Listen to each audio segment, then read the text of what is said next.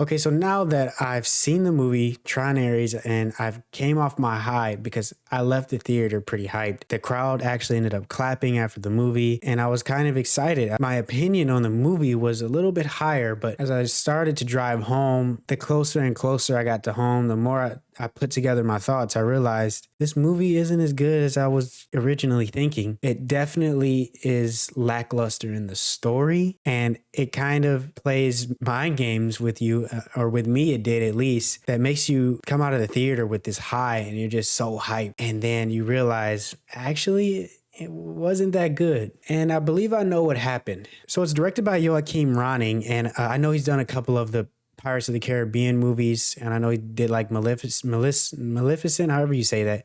Recently, I've never really seen any of his work. I'll say this, he does a great job with the visuals, the music, and the action scenes. Everything outside of that for this movie was pretty lackluster. Now, I'm not going to do any spoilers, but I will say this movie has nothing to do with Tron Legacy. So Tron Ares is almost like its own thing.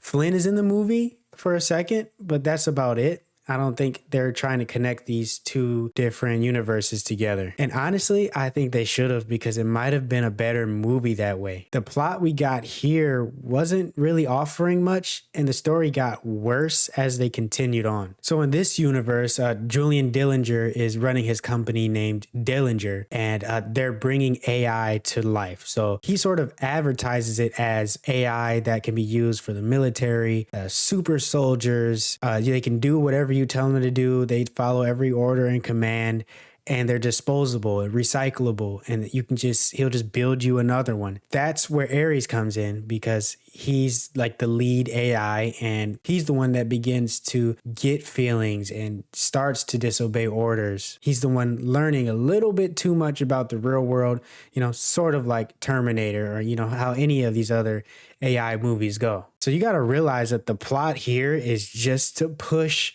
the movie, like give this movie a reason to exist. Give these programs and Ares a reason to be in the real world, so we can finally make these 3 movies we want to make. Honestly, they already set up the next movies. It's no way they can get worse than this one.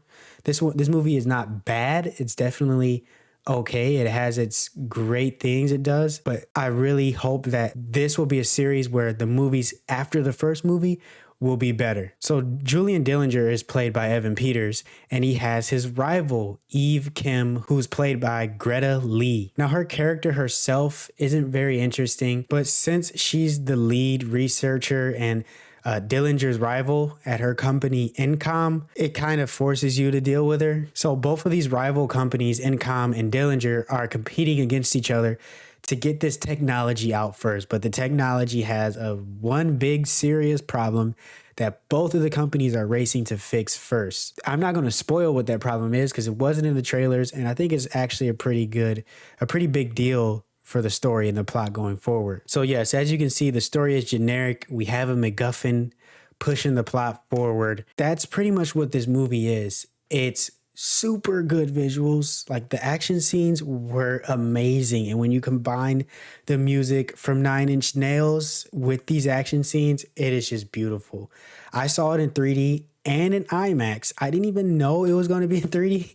I probably wouldn't have got it if I knew it was 3D, because I don't usually like to watch 3D movies, but I was pleasantly surprised and I really liked it. The 3D just made it so much better. Like, I don't know how it would look in 2D, but I guarantee it doesn't look as good as it does in 3D. And then the action scenes were really good, besides some of them at the end. For example, that big war that they show off in the trailers, where the AI is attacking the city. Oh my goodness. That was probably the most underwhelming part of the film. So luckily, the film makes up for these underwhelming parts with all the other action that's happening in the movie and all the other beautiful visuals. Honestly, the battle at the end was almost like this mini war. It was kind of pathetic. It's almost like if a little kid was playing with his toys in a mini city and he came up with some of these action scenes. Overall, Jared Leto does a good job. Everybody else, they don't really stand out. Evan Peters is Julian Dillinger. He does a good job. He kind of reminds me of Lex Luthor, but less over the top. Like he was a better Lex Luthor than what Lex Luthor was. But okay, once you take away the visuals and the soundtrack and the action scenes, this movie is kind of just meh. Like there's some times in the film where characters are getting away with some crazy stuff, like surviving some crazy stuff that makes you roll your eyes. All your suspension of disbelief just poofs away.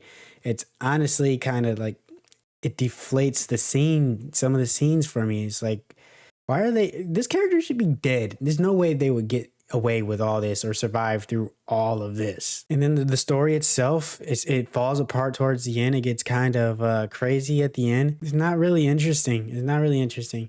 So I personally am satisfied. I got what I came for. I got the action, the visuals, and the soundtrack. And that was enough for me. But it's not going to be enough to give this movie the score I want it to, because it just lacks the story, the interesting characters besides Ares. It doesn't take away from the excitement of the next movies. I can't wait to see the next movies. I want more, and I'm excited for the next one to be even better writing. So I believe this one is going to be a 5 out of 10. Now, that's not a bad movie. That's just an okay movie.